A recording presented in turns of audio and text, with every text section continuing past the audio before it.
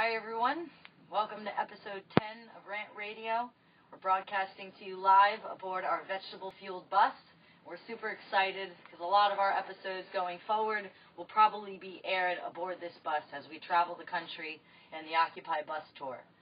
So tonight's episode is going to feature Bradley Manning and a little bit about the war on freedom of information. We can think of a lot of things that have been swirling the interwebs lately, and all the different cases that I'll be going over briefly to try to put together a narrative, understand why it's important that we have the information we have, but that this is also an assault on journalism itself. So to set the tone of this episode, I'm going to read a speech that's featured in a movie called The Network, where a news anchor goes off on the air. I don't have to tell you things are bad. Everyone knows they're bad. It's a depression. Everybody's out of work, scared of losing their jobs. The dollar buys a nickel's worth. Banks are going bust. Shopkeepers keep a gun under the counter. Punks are running wild in the streets. And there's nobody anywhere who seems to know what to do, and there's no end to it. We know the air is unfit to breathe, and our food unfit to eat. And we sit watching our TVs while some local newscaster tells us that today we had 15 homicides and 63 violent crimes, as if that's the way it's supposed to be. We all know things are bad. They're worse than bad. Things are crazy. It's like everything everywhere is going crazy, so we don't go out anymore. We sit in the house, and slowly the world we're living in is getting smaller.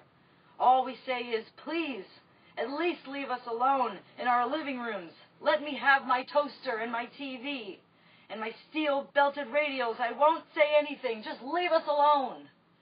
Well, I'm not going to leave you alone. I want you to get mad. I don't want you to protest. I don't want you to riot. I don't want you to write to your congressman because I wouldn't know what to tell you to write. I don't know what to do about the depression and the inflation and the Russians and the crime on the street. All I know is that first, you've got to get mad. You've got to say, I'm a human being, goddammit, and my life has value. So I want you to get up now. I want all of you to get up out of your chairs, and I want you to get up right now and go to the window. Open it and stick your head out and yell, I'm mad as hell, and I'm not gonna take it anymore. And that is the sentiment that is being felt by activists all over the world. They have felt this way since the 70s, 60s, 50s. We have felt this way forever. There is something in our genes that compels some individuals, despite all the means in which to squash their view, to squash their voice, to silence them, the fear tactics. It's all meaningless when your conscience is louder than any other voice that would deter you otherwise.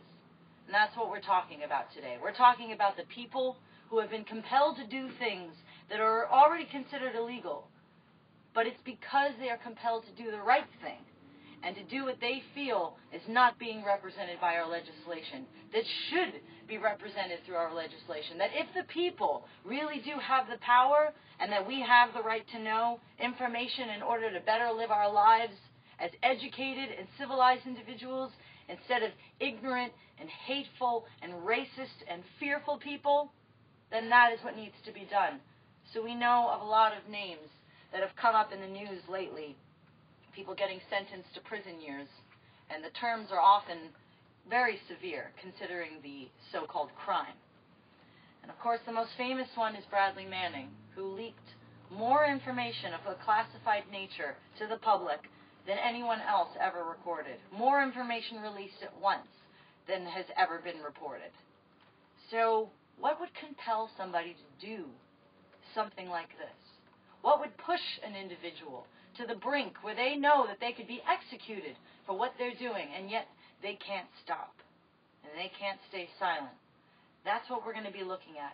This is about the psychology of it, not just about the physical act, but what leads somebody to that point. What makes them different than any other soldier? What makes them different than any other person who could have blown their own whistle?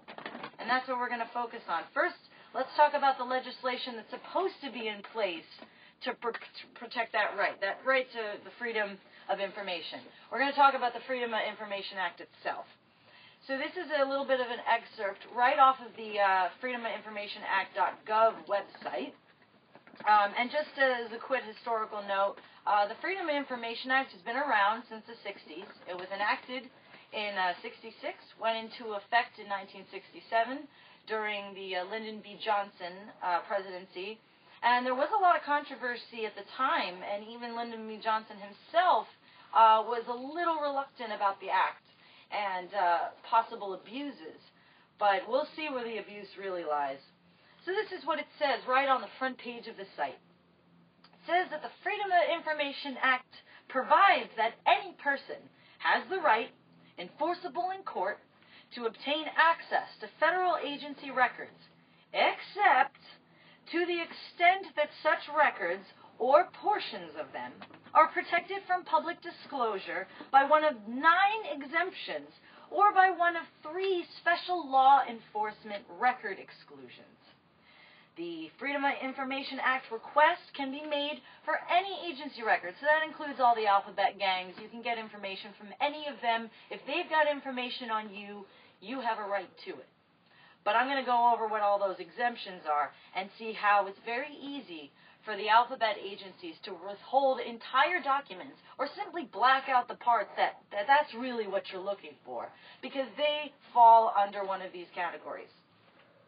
And, just a side note, it also says on the front page website, as Congress, the President, and the Supreme Court have all recognized, the Freedom of Information Act is a vital part of our democracy. Oh, how sweet and poetic. All right, let's get down to those exemptions. No institution can be its own watchdog. That's the problem.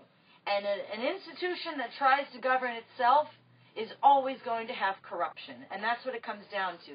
The first exemption statute that is listed is an executive order. Everybody knows what an executive order is. The president can basically wave a pen, do whatever the fuck he wants. So that is, if it declares it's classified through this executive order or secret, and this is usually for national defense or foreign policy. Basically, America is terrified that if their secrets leak, other countries can use it against them. That's what it comes down to. And the whole idea of national defense is that somehow alerting the public to what our government is actually doing is going to make them vulnerable, not us. This ain't about us. So the idea of an executive order blocking your right to freedom of information because he's worried about covering his own ass for being a war criminal, well, that's just backwards. But that's the law.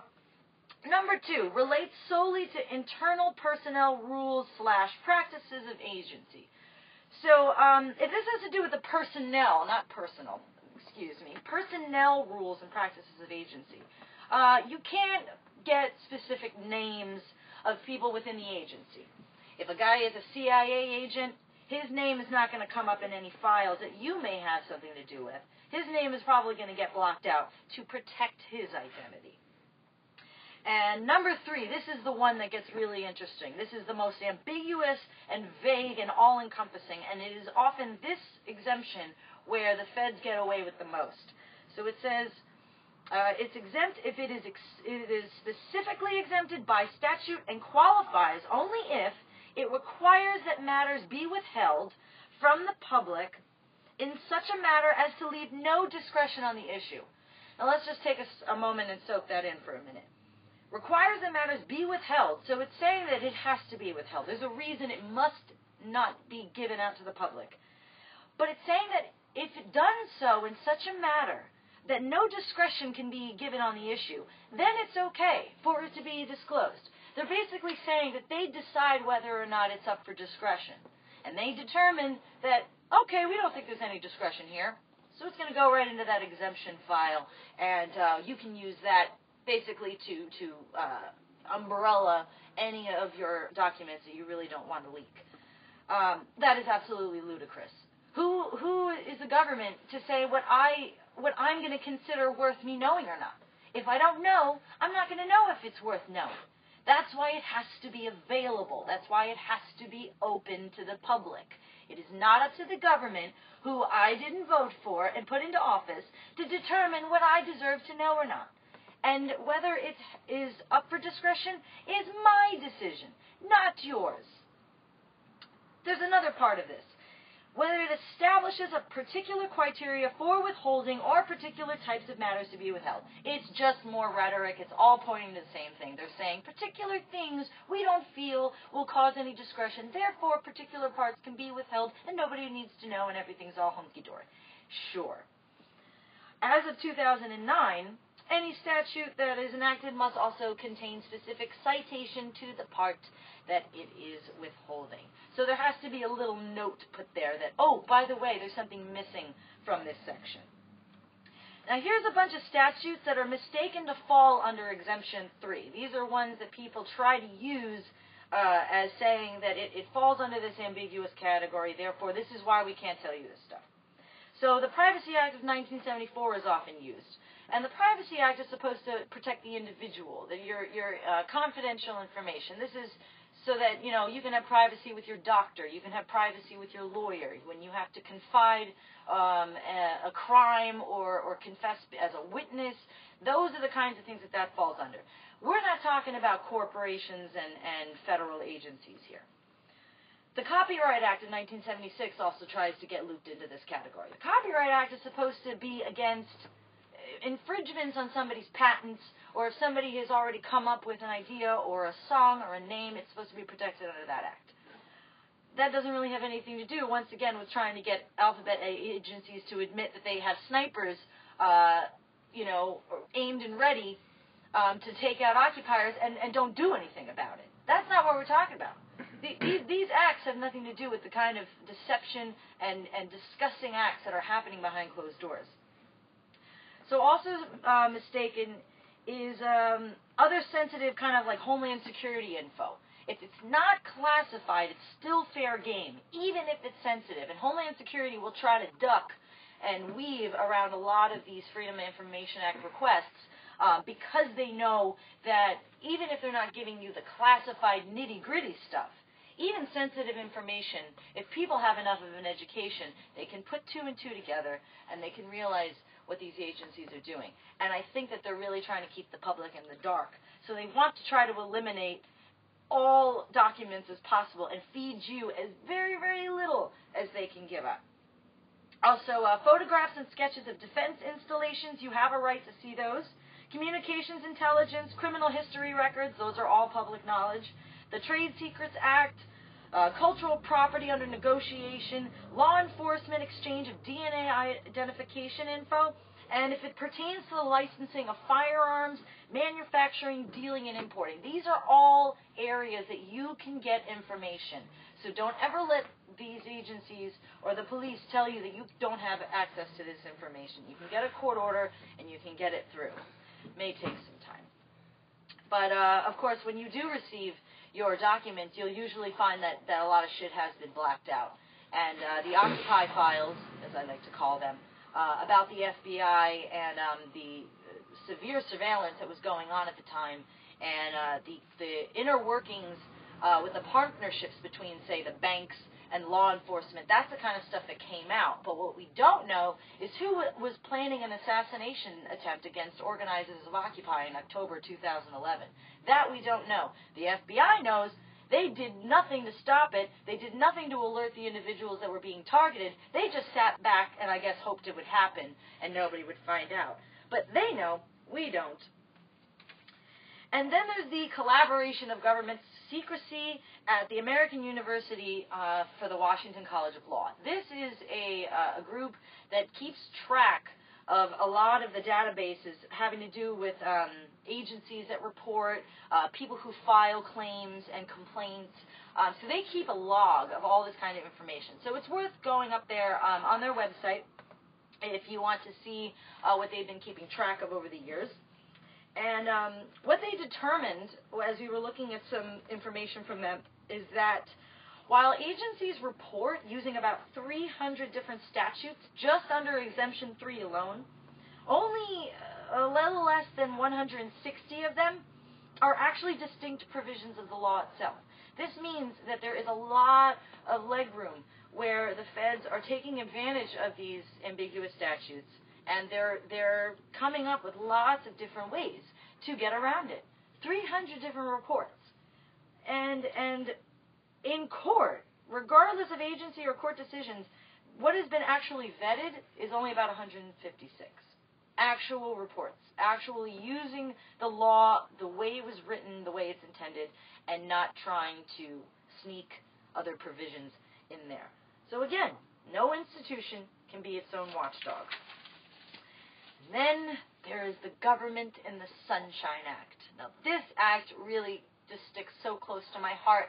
I just felt myself becoming warm and fuzzy and glowing as I read it. So I want to read this to you. This act was created September 13th, 1976. It is one of the Freedom of Information Acts to create better transparency. And in the words of Federalist number 49, it states, "The people are the only legitimate foundation of power, and it is from them that the constitutional charter is derived. Government is and should be the servant of the people, and it should be fully accountable to them for the actions which it supposedly takes on our behalf." Well, isn't that just a bowl of sunshine? You know, I was so inspired this week doing this research that a sudden song, a sudden music just came to my head. And the next thing I knew, I was singing, "Sunshine, sunshine, the government's got secret sunshine, sunshine, they're never gonna tell you, sunshine, sunshine, you don't see nothing, so you don't say nothing, so you don't do nothing, it's sunshine, sunshine, oh, the secret sunshine, you got a sniper watching, sunshine, sunshine, sunshine." I do apologize. The bouncing ball wanted to be here today to provide you the lyrics that you could so joyfully follow along to. However, he is being indefinitely detained. So as far as the relative strengths of each state's open record laws goes, the investigative reports and editors with the Better Governments Association in 2002 concluded, unfortunately, state freedom of information laws have proven to be almost uniformly weak and easy to undermine. Well, I guess there's dark clouds and raindrops coming our way. That old bowl of sunshine is nowhere to be found. Do try to send a little letter to the bouncing ball in jail. I'm sure he'd appreciate it. So moving on. Exemptions for disclosure. What are the exemptions? Well, you can't get info if it has to do with national defense. You can't get info if it has to do with the internal personnel that work for the alphabet agencies. You can't get any info that could lead to financial speculation or endanger stability of a financial institution. So forget trying to expose what Bank of America has been doing, even though we all kind of know what they've done. But if it in any way affects Bank of America's bottom line, oh, no, we can't tell you that. And if you find it, oh, we send you to jail. That's what we do. Even though you might have liberated some minds and they moved their money because they realize that Bank of America is a bunch of crooks, we're going to send you to jail. Anybody see something wrong with this picture? Info that would constitute breach of privacy. Everybody's worried about the damn privacy. But we don't have any privacy as citizens. We're under surveillance by Big Brother 24/7. Our phones are tapped. Our laptops are hacked. We got cameras in every corner of every goddamn street in America. There is no privacy. But the government needs to keep their privacy. Corporations need to keep their privacy. They're considered people too now. I think we ought to know what they're doing. I think we should have a camera in their front office. I think we should have their phones tapped. We should have their laptops hacked. I mean, hell, if corporations got personhood, then hell, welcome to Big Brother. Join the club. I mean, why is it okay for us to all have to live under a microscope, but the feds can get away with it? The feds don't have to answer to anybody. The feds don't have to reveal anything, and they can just keep going on and doing things, and we just got to go sit with our TV dinners and say, well, that's what happened today. There's nothing I can do about it. I don't know why it's happening, honey. I don't know. Maybe it's the banks, but I can't say that. We're a bunch of lemmings. We're all just marching off a cliff together, saying, rah, rah, go America. It's all a bunch of bull, people. Info about investigatory records that would harm proceedings. Okay, so you don't want to affect a court case. You don't want to ruin a lawyer's chance of getting somebody free or putting somebody away that needs to be put away. I get that. All right. But still, relates to agencies' participation in legal hearings. You can't even get information on the CIA or the FBI having anything to do with legal proceedings. So, your options, what does the government and the Sunshine Act actually do? Nothing. And soon, there ain't going to be no sunshine till she's gone anywhere. It's going to be gone. It's going to be nothing left. You're going to ask for your file, and it's going to come back saying, fuck you. That's what it's going to say. That's what they're already saying to you. So, that's the legislation that's supposed to be in place. The Privacy Act of 1974 has its own exemptions, too, So, you think that your personal information is safe with the feds. You can forget that. They give it to the Census Bureau every year, even though the census doesn't really matter because it totally does not account for every single man, woman, and child in this country. Because if you ain't got an address, you ain't getting a census form to fill out, right? So you can do the math of how many people are in the census. Routine uses within U.S. government agency. So routinely, if they feel like it, for whatever reason, they can just hand over your information and use it, whatever, for archival purpose. So say you make the history books. You have some kind of sufficient historical or otherwise valuable nature to warrant them putting your information away in a lock and key. They'll do it. Who knows? Maybe we all have a little spot in some dark, dingy FBI storage unit. All that Occupy stuff, all the banners are there, all of our files are stacked neatly, who knows? We're all there, and all the infiltrators we talked to by accident, all the provocateurs that hung out with us, it's all there. What else? Oh, law enforcement purposes. Of course, they sell your information out to the police all the time. There ain't no confidentiality there. But you can't get their information, though.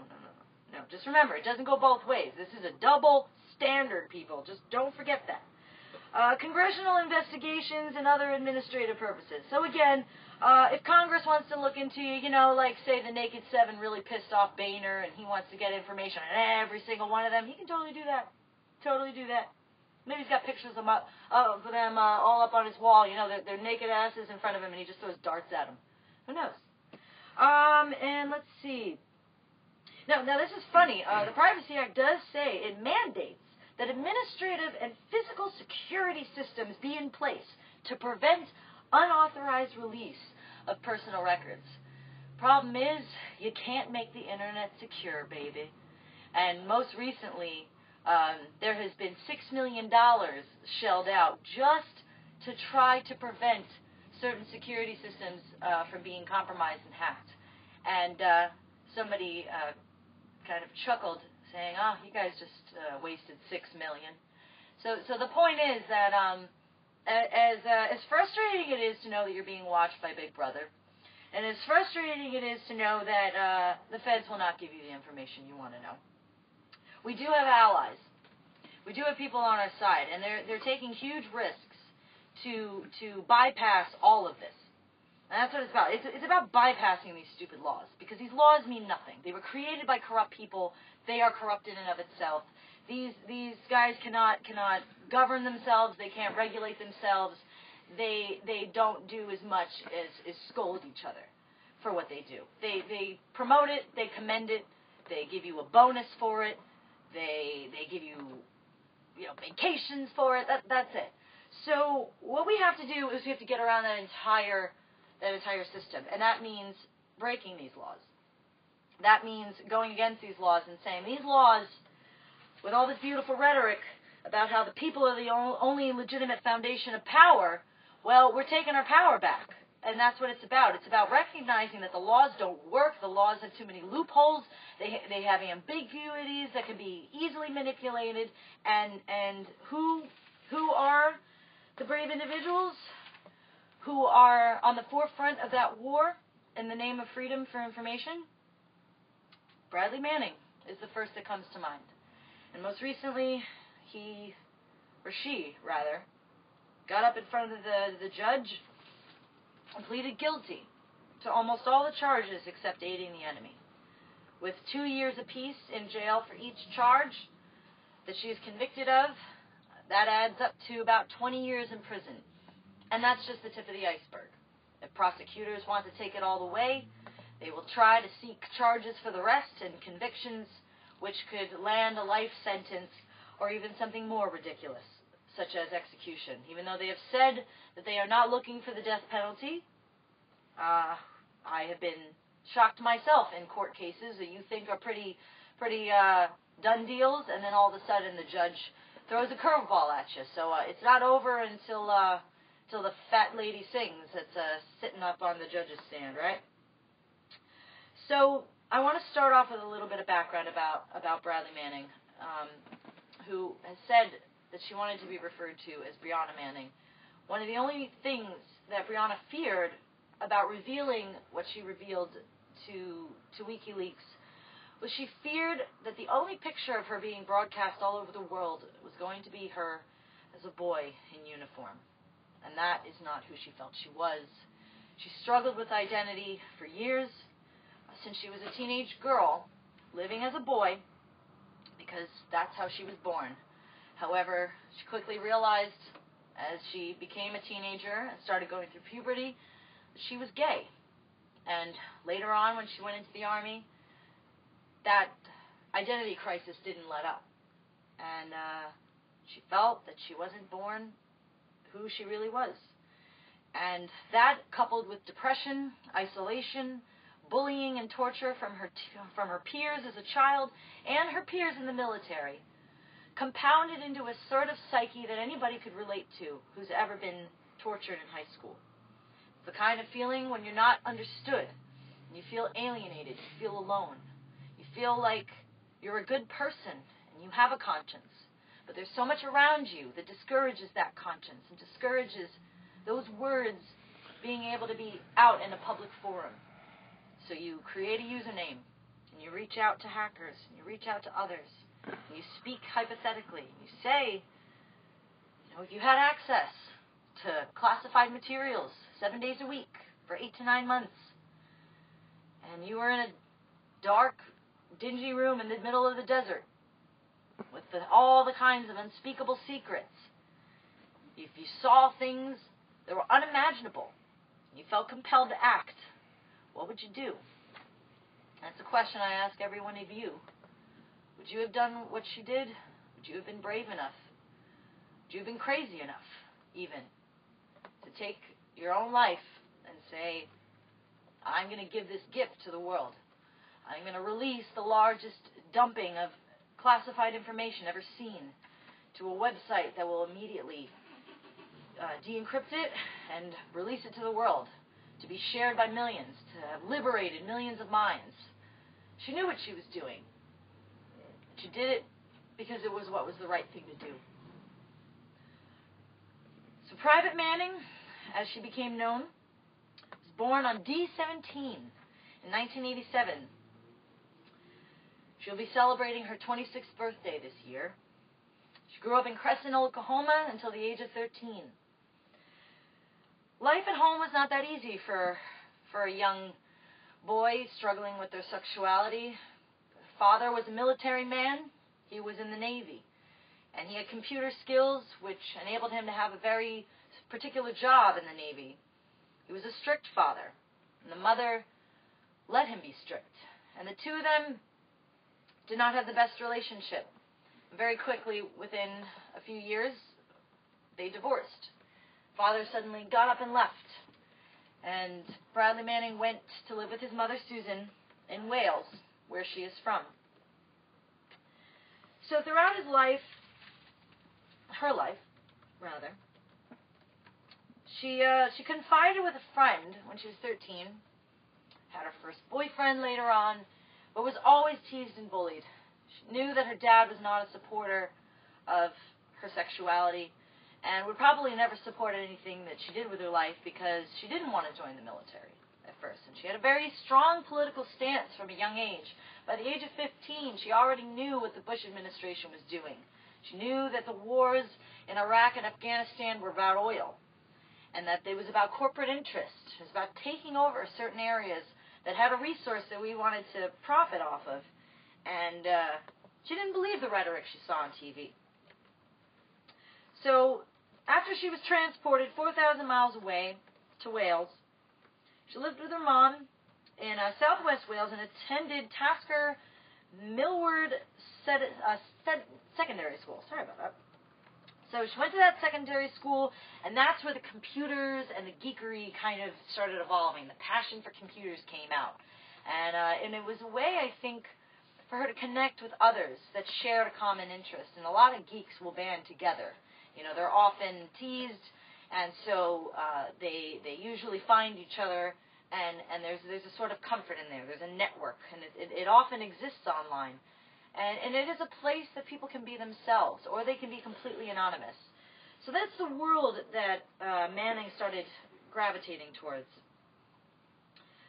So at about 17, he left school. She left school. I keep saying it wrong. It's terrible of me.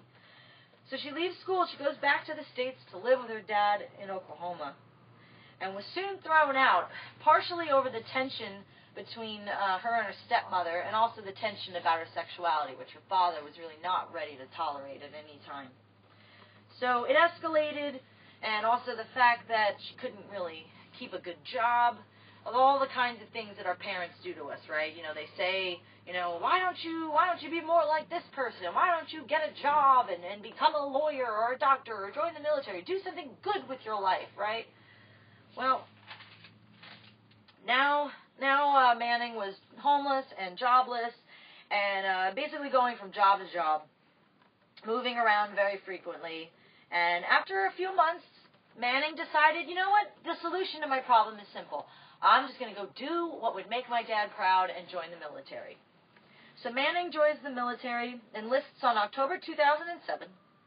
He was put through specialist training for military intelligence work. So this is where the computers come into play. It was a perfect way to at least do something that Manning liked doing, because at least she could work on computers and be in that world, and maybe not have to be on the front lines and actually having to kill people, which is something that she did not agree with whatsoever. So she joins, and first she's stationed in Arizona. After graduating the following year, she's there for a year.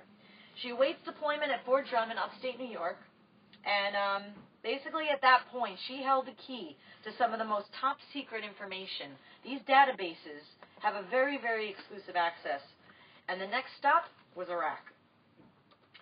So thanks to Bill Clinton, at the time, the Don't Ask, Don't Tell law was in effect. So although Manning was able to be a homosexual in the military, Manning wasn't allowed to speak of it at all.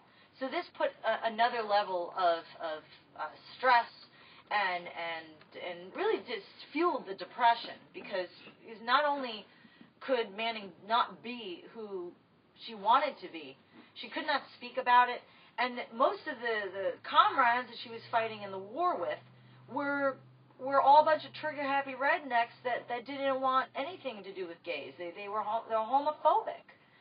You know, so you can see how isolated she was at this point. So, and she described them as trigger-happy, masculine rednecks, among other things, and the motto that was attached to her Facebook at the time said, "Take me for who I am, or face the consequences." So along with this treatment that she received from her peers, she also starts witnessing the corruption. She starts witnessing that whenever she tries to speak out about things that she doesn't agree with, or try to use her expertise, and for instance being able to translate the language barrier, her superior officers would try to shut her up and just tell her to keep doing whatever they told her to do.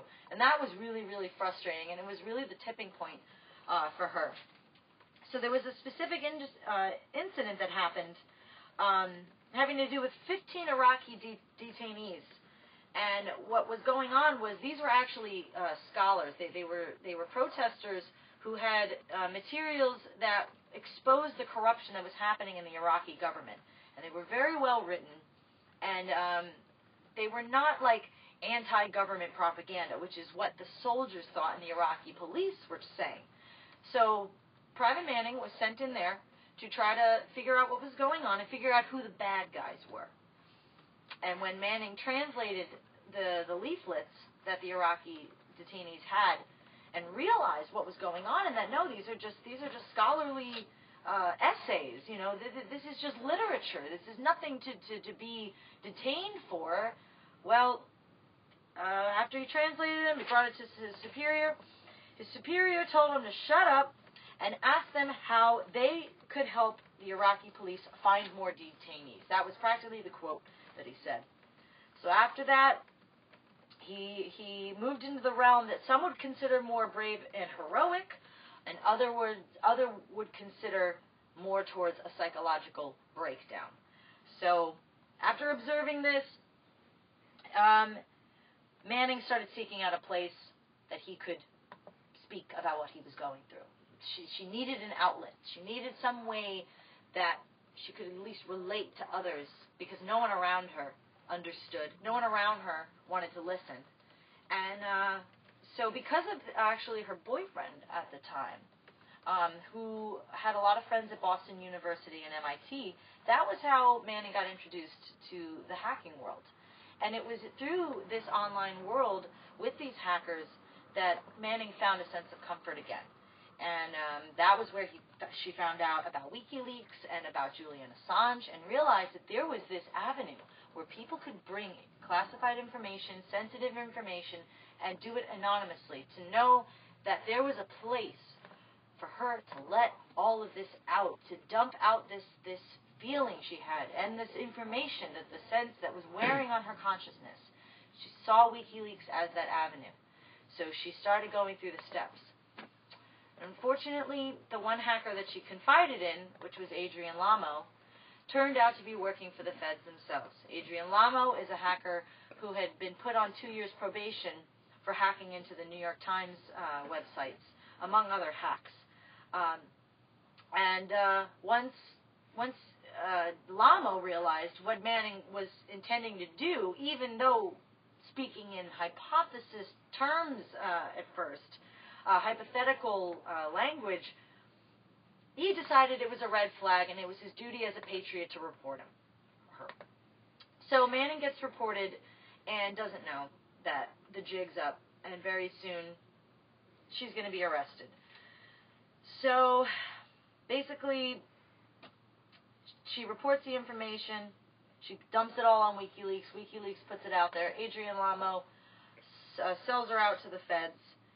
And one of the quotes in the conversation, as I mentioned earlier, but just again to try to really put yourself in Manning's head at this moment, when she writes to Adrian Lamo, if you had free reign over classified networks for long periods of time, say 8 to 9 months, and you saw incredible things, awful things, things that belonged in the public domain, and not in some server stored in a dark room in Washington, D.C., what would you do?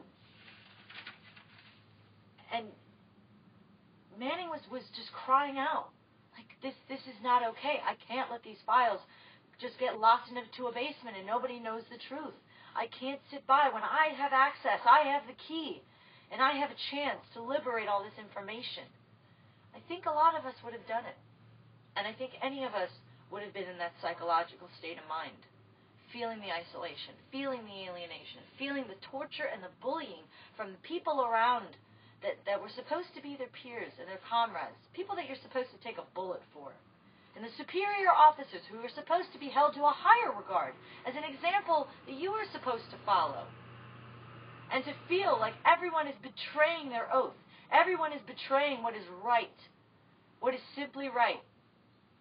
That was the avenue. So how does WikiLeaks work?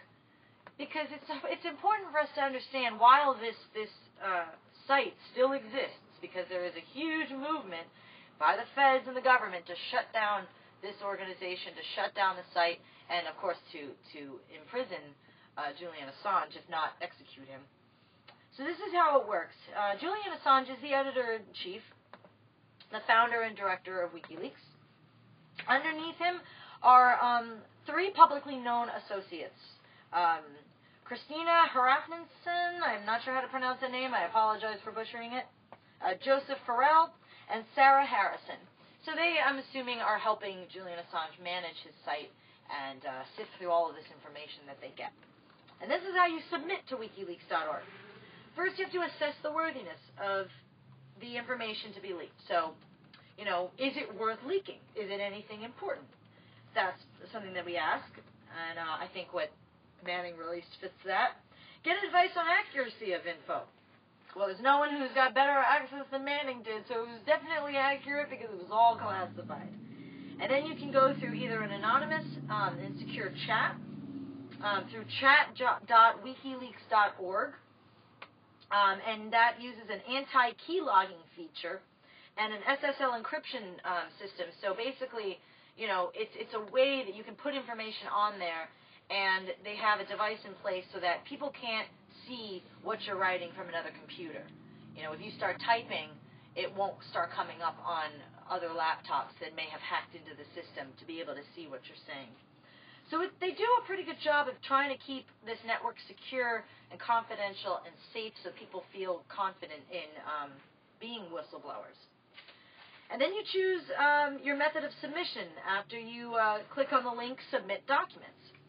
Now, they do say that you can upload it online, and you can pass it off to somebody else to post online if you're worrying about it coming back to you. But the best way really is snail mail, and they show you how to do that safely so that it doesn't come back to you and get tracked. So basically, this is a way that we can provide a forum for whistleblowers to safely post information. I think that if you're gonna whistleblow, if you're gonna post anything controversial or classified or secret, don't tell anybody you're doing it. You just do it. That's the key, and that's less people who are gonna know, less people who are gonna know it was you, and less people to have to cover it up from. That's the thing. If you go around and you blast it on the internet, even to other hackers you may think you can talk to in confidence, you got to adopt a security culture with that. And that's one of the mistakes that's really happened to all of these activists. Most of the activists who are now serving prison times and were featured in the Rolling Stone article this month, that's what happened to them. They were sold out by these little snitches that the FBI uses to get all the information they want to get. So the article that we're featuring here from Rolling Stone magazine, it's entitled "The New Political Prisoners: Leakers, Hackers, and Activists." So the first whistleblower, very famous guy, Jeremy Hammond. He's aged 28. He's a member of ANTSEC and was entrapped by Cebu, who was a fellow hacker who decided to start working with the feds and released all the information about him and his supposed release of the Stratfor files, which included government cables and emails from the Stratfor Corporation, and they revealed some really dirty things and some nasty corruption and some really disgusting language too. I've read a lot of the Stratfor emails, and I mean, just the level of racism and bigotry that exists. It's really amazing because you can start to get into the heads of these corporate elite masters. And so basically, he's, after 8 months in jail, he was transferred to solitary confinement in February this year. He faces up to life in prison and has been denied bail. And basically, this raises the issue of entrapment. He was set up by the FBI. And on top of that, the judge, who has a very big conflict of interest on his case, has refused to recuse her role as judge. So not only is he getting entrapped by the FBI and set up for this crap, but then the judge has a conflicting interest due to her husband's involvement in the case. This case should have been thrown out simply for being unconstitutional. Not to mention the fact that the conditions that these individuals face before they're even brought to trial are inhumane and unconstitutional. Number 2 is Andrew Weave Auernheimer, and he is 27 years old. He's infamous as an internet troll. He told the New York Times he makes people afraid for their lives. Kind of like this guy. He exposed security flaws in AT&T's data security by writing a computer script that collected customer email addresses and names, and he shared the info with the website Gawker. The data that he stole wasn't encrypted, allowing anyone to access it at any time. So basically, in November 20th, 2012, he was convicted of identity theft and conspiracy to violate the Computer Fraud and Abuse Act. And most often, the Computer Fraud and Abuse Act is the way that they get the hackers. Any time that you log on to Wi-Fi, for instance, and you see that little button that says, I agree to terms and service, you never read the terms and service, right? You just click the button onto my free Wi-Fi. Well, that's where they get you. If you read through the terms and service, it's this long contract that you sign, and there's a lot of things you can get in trouble for according to that contract. But that's why the Aaron Law, in honor of Aaron Swartz, is so important, because that law is meant to change some of the terms and service ambiguities that loop a lot of these activists underneath that law as violators. So support the Aaron Law. So basically, Andrew, he faces up to 10 years in prison just for showing AT&T that their data wasn't very secure. He didn't hurt anybody. He didn't kill anybody. He didn't rape anybody. He didn't steal any money. All he did was expose a flaw. But the own embarrassment of that enough, I guess, is reason to put him in jail for 10 years, right? Shame on you, AT&T. Then we got Barrett Brown, age 31. He's a self-proclaimed spokesperson for Anonymous. He was targeted for a long time by the FBA because of his association with Anonymous. And during the investigation into Barrett Brown, his own mother was threatened with obstruction of justice. So they weren't just intimidating Barrett in this situation. They were intimidating his poor mom as well. And right now, because of the URL that he shared, he faces over